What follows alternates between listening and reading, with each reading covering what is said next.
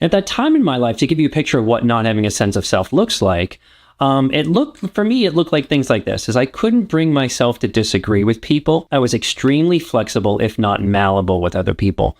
Making decisions was excruciating, and I would continuously put them off because I could not make a decision to save my life. And I hid things that I liked or that I was passionate about for fear of how people would think about that, things like books, ideas, bands, whatever. And I would also put up with a lot of off behavior from friends and partners for fear of losing connection. Not having a sense of self is really a security issue.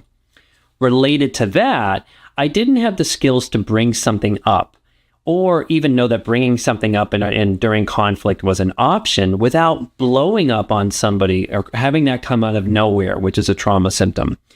Being in a relationship for me made me feel okay and secure rather than having like an inner sense of security and foundation. And I was really lost without having a person in my life. And being in a relationship to me felt like a life vest. And I also had no sense of having any personal power or choice. I would only get out of situations due to last straws.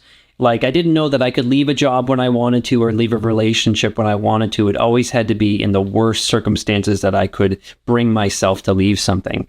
And my value was based upon performance. My worth was not internal. Rather, it was dependent on how I did things like performances or what I provided.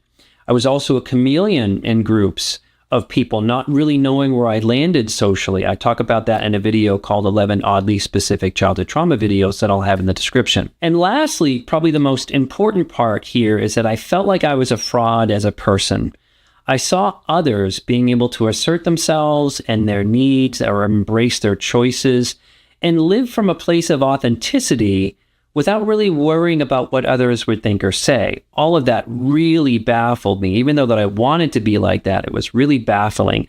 For me, this thing felt like imposter syndrome of pretending that I was a person. Not that it was like imposter syndrome that I couldn't manage Excel or something like that, but I felt like I was a fraud as a person. And instead of having a strong inner healthy sense of self, like most childhood trauma survivors, I had to come up with something like a good enough substitute, which is the false sense of self. We all need something to kind of come up with when we don't grow up in healthy attachment and safety. And related to that, at age 11, I started playing drums.